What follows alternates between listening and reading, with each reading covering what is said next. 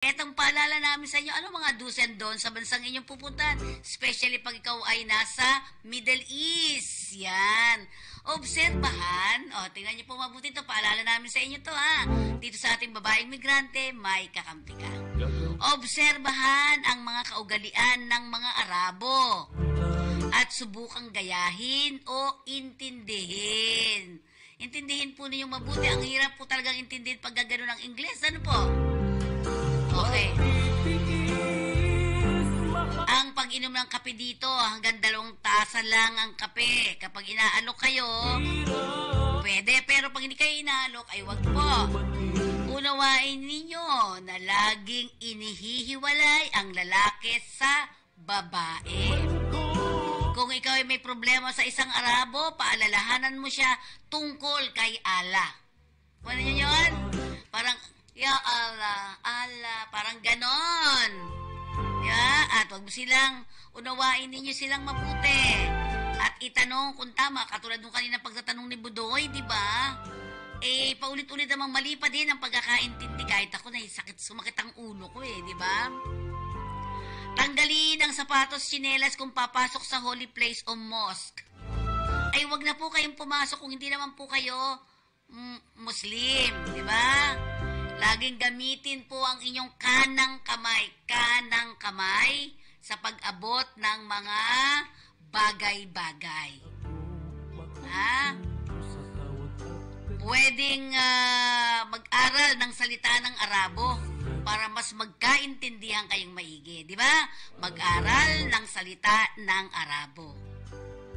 Pag-aralan ng kultura ng Arabo rin, At intindihin niyo yung mga salita nila. Kung pwede, mag-aral tayo. May mga maganda na nga po ako nakita. Pwede kayong sa cellphone, baka hindi kayo payagan, Pwede may mga dyan, may mga, anong tawag dito, interpreter dyan sa loob yan. Lang kayo, mag-download kayo ng apps. Yon.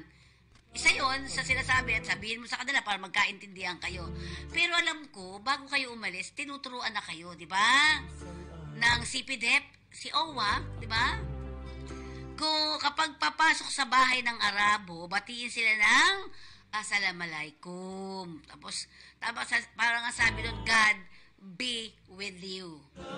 Assalamualaikum, ang sagot, wa alaikum assalam. Yan. Wa alaikum assalam, kung binati ka ng Arabo. Sasagutin mo siya pag sinabing Assalamualaikum. Wa alaikum salam ang sagot doon. Sinabi na lang. Yan. Magsabi kayo ng Ya Allah. Ang ibig sabihin ng Ya Allah, oh God. Yan. Kung papasok sa bahay o opisina. Yan. Pwede rin kayong pag nag-uusap kayo, pag-aalalahan mo siya, Ya Allah. Yan. With matching Ya Allah. Yan. Medyo para alam niya na ang Diyos ay nasa inyong pareho. Di ba? Wag kayong makikipagkabay sa mga bisita ng Arabo kung kayo ay pinapakilala. Di ba? Hindi pwedeng humawak ng kamay sa inyo, lalo na kung lalaki iyon. Gumamit din kayo ng mga common sense na paggalang. Di ba? Ang paggalang po kasi napaka-importante sa kanila. Kung kayo naman po ay inaalok nila, tanggapin nyo kung inaalok kayo. Subukan din yung gumamit ng mga traditional na produkto ng Arabo para ipakita sa kanyang, ginagamit niya yung binigay ko. Kasi sometimes, mga bagong dating pa kayo, ang ginagawa kasi niya, bibili kayo ng sabon. Na galing made doon talaga sa lugar nila, di ba? Makita mo yung mga doon. Yun po. Subukan yung ipakita sa kanya na interesado ka sa kanilang mga kultura. Yun ang ibig sabihin nun. At syempre, kung ito'y mabait naman, huwag nyo abusuhin ang kabaitan ng mga employer. At naku, ito'y isang mga paalala pa rin namin sa inyo. Huwag na huwag po tayong sasama sa di natin kilala. Ayan.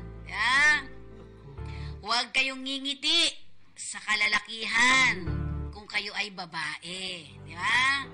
Kahit ng lalaki, huwag din makipagnitian. Di ba? Kung babae ka, 'di ba? Kung babae, 'yon, 'di ba? Huwag ka makipagngitian sa babae. Kasi bawal po sa Middle East ang bakla, tomboy. Alam lang nila babae at lalaki. Ha? Sumagot din ng maayos kapag kayo ay kinakausap. Huwag kayong kamot-kamot ganyan. Di ba? Kaya minsan maiinis sila sa inyo. Di ba? Huwag gumawa o huwag kayong gagawa ng immoralidad. Bawal na bawal po sa Middle East yan. Huwag kayong gumamit ng droga, alak at pornografiya. Bawal. Doon sa mga cellphone ninyo, alisin na lahat ang mga pornografiya dyan. Yung mga bold na hindi maganda. Kasi pag na-scan po yan, doon pa lang sa immigration, mapagalitan na tayo nila. Diba? Huwag din kayo makipagtalo tungkol sa politika at relihiyon. Naintindihan ba natin, Miss Arlene Manialak, and of course, Bong Guro, hello sa iyo. Miss Gina Espinosa, Miss Lou Medina, Emma Dionisio Solis. Good PM po. Santiago Abisilia, Emma Dionisio, Emma Dalisay, Arnel Cantoria, Bayaning Pilipino Migrant Workers. Batiin natin lahat. Aida Palisok, hello po. Ayan, si Aida Palisok ay nasa abroad dito. Si Jeff OFW. Sino pa ba? Bong David ng The Netherlands. Wag nyo kayong titingin sa mga nagdarasal. Kasi po dyan sa Middle East, meron po silang dasal kada ilang orasyon, ha? Lagi po yan, ha? Parang 4 o 5 beses silang magsalasala. Yan, di ba? So, ayan po yung mga paalala namin sa inyo dyan, ha? Meron pa ba ibang dyan, Okay. At, syempre, huwag lumakad sa harap ng nagdarasal. Kasi madalas po yan, may mga salasala sila, no? Huwag kausapin ng mga Muslim kung sila ay nagdarasal. Huwag din po kayong pumasok sa mosque kung hindi naman kayo Muslim. At sa prayer rug, wag po kayong tatapak dyan. Kasi sa kanila po ay napaka-solemn na mga prayer rug na yan. Huwag pumasok sa Mecca o Madina kung hindi ka Muslim. Huwag tawaging Muhammadan ang mga Muslim. Huwag pilitin alisin na ng mga Muslim ang kanilang belo.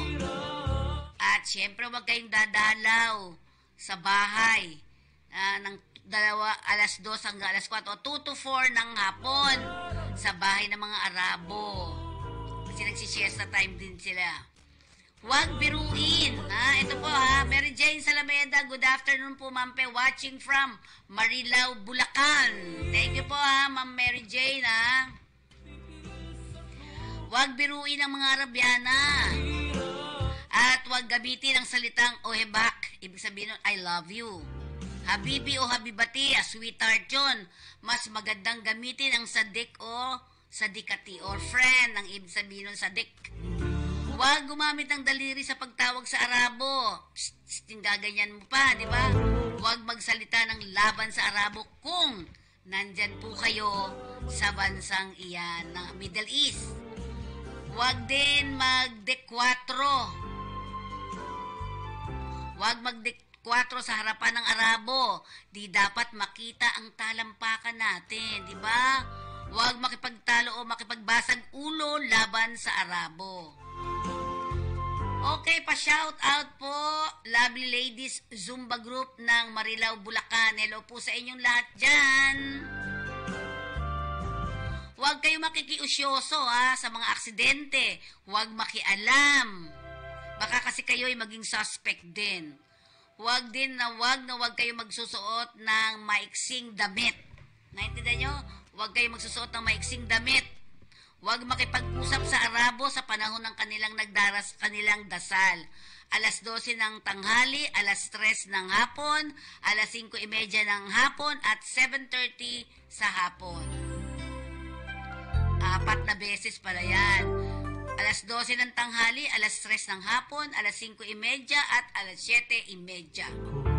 Huwag mag-ingay kung may nagdarasal.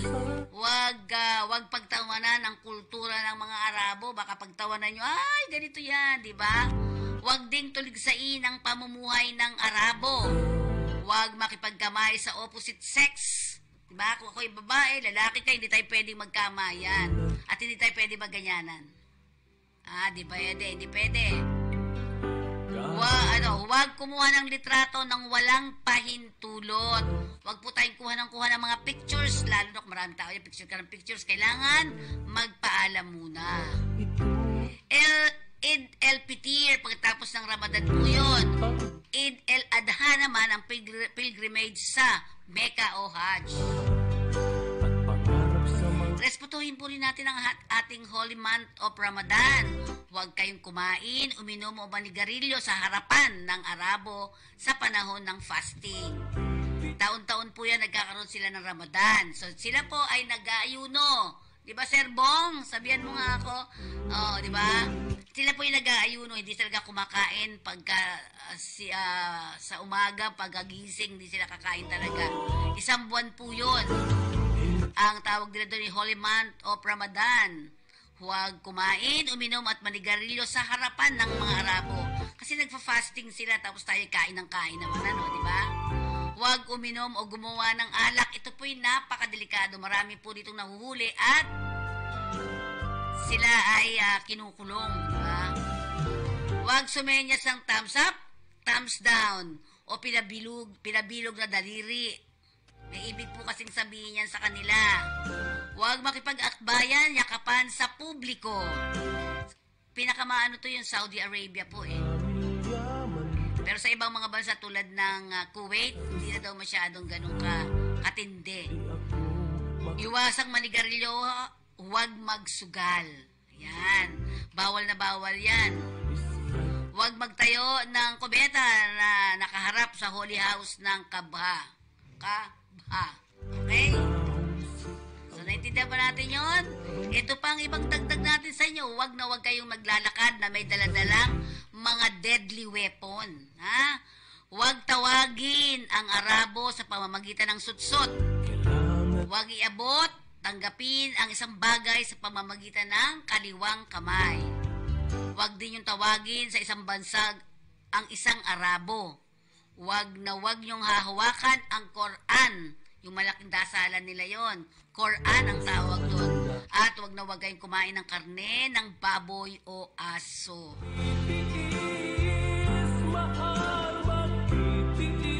Ayan po yung ating mga paalala sa inyo kung kayo ay pupunta ng Middle East or particular Saudi Arabia. Paalala po natin yan sa inyo, lalong-lalo na ang ating mga kasambahay na pupunta ng Saudi Arabia.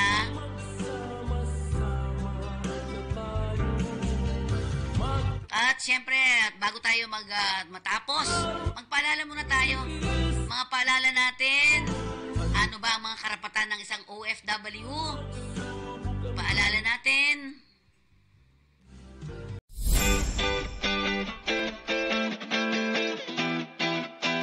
Ano nga ba ang RA 10022 o Migrant Workers and Overseas Filipinos Act of 1995? Ito ay batas na nakatuon sa proteksyon at pagsulong ng kapakanan ng ating mga kababayang OFW. Bakit nga ba mahalagang malaman ng bawat manggagawang OFW ang mga ito? Dahil ito ay makakatulong upang malaman ang mga karapatan bilang isang manggagawa tulad na lamang ng mga sumusunod. Pagbabawal sa paniningil sa mga manggagawa ng illegal recruitment fees at iba pang panggastos. Malayang paghahanap ng trabaho at paghahanap ng mapapasukang hanap buhay. Karapatan sa laban panghimasok sa pansariling pananahimik. Karapatan sa pamamahinga at paglilibang. Confidentiality at pangangalaga sa mga personal na datos at impormasyon ng manggagawa. Alamin ang iyong bansang pupuntahan at pagtatrabahuhan. Karapatan sa diskriminasyon, malayang pagpupulong at pagsama-sama. Kaya kung ikaw ay may katanungan at nais na ireklamo tungkol sa iyong karapatan, maaaring dumulog sa tanggapan ng ahensya sa mga sumusunod.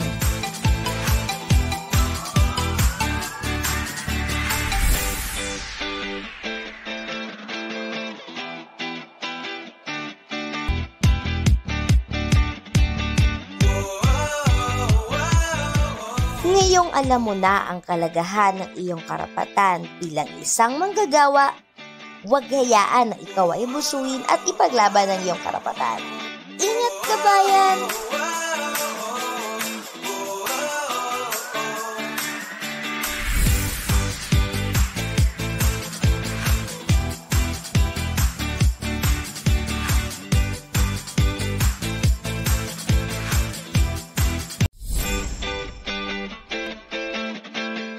Kumusta? Paalis ka na ba? Kung paalis ka na, kabayan, siguraduhin mo ang iyong kontrata. Tandaan mo, kontrata ang importante sa lahat. Ano nga ba ang kontrata? Ang kontrata ay kasunduan ng OFW, ng employer at ng ahensya. Ito ay pinipirmahan ng OFW at ng legal na kinatawan ng ahensya bilang patunay na sila ay nagkakasundo sa nakasaad sa kontrata na may kinalaman sa pagtatrabaho ng OFW sa magiging employer nito. Bakit mahalaga na may kontrata? Ang kontrata ay isang proteksyon ng mga OFW dahil nakasaad dito ang kanilang mga karapatan, katungkulan, kalagayan ng pagtatrabahuhan, termino ng kontrata at benepisyo ng OFW.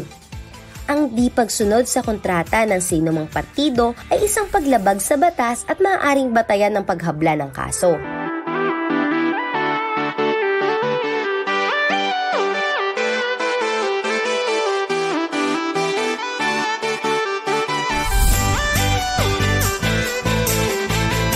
O ano, kabayan?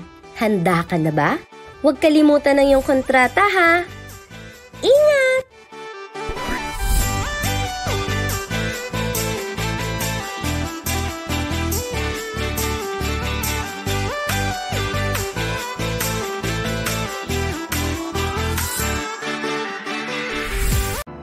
Ang human trafficking ay isang makabagong paraan ng pang-aalipin.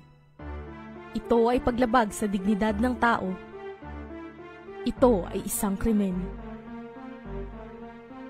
Ang human trafficking ay ang pagkuha at paglilipat ng tao sa pamamagitan ng dahas at panglilinlang upang pagsamantalahan sa paraang prostitusyon, pornografiya at iba pang uri ng sexual na pananamantala, pang-aalipin o sapilitang paninilbihan, mail order bride o pag-aalok ng kasal sa isang dayuhan at ng Filipina na may kapalit na bayan, pagtanggal at pagbebenta ng mga bahagi ng katawan, pagkuha at paggamit ng bata para sa ilegal na gawain, kabilang ang pagsali sa mga armadong pakikibaka, o pag-aampon ng bata upang sila ay pagsamantalahan. Sama-sama nating labanan ng human trafficking. Laban kontra human trafficking ay laban nating lahat. Tumawag o mag-text sa 1343 Action Line o dumulog sa anumang ahensyang miyembro ng Interagency Council Against Trafficking.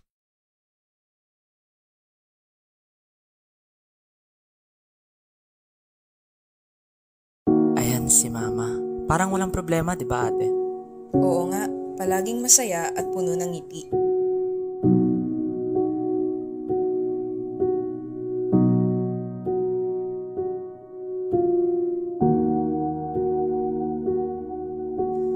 Pero ang hindi nila alam, ay handa siyang gawin ng lahat.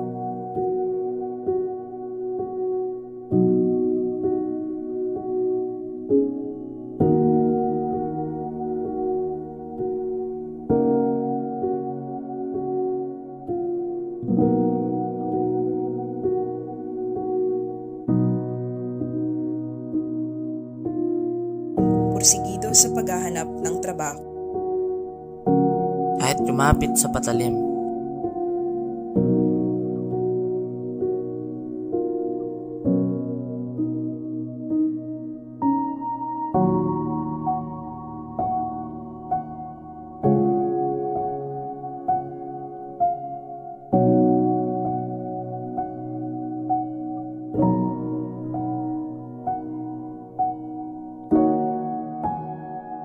Hanggang sa hindi na siya nakauwi.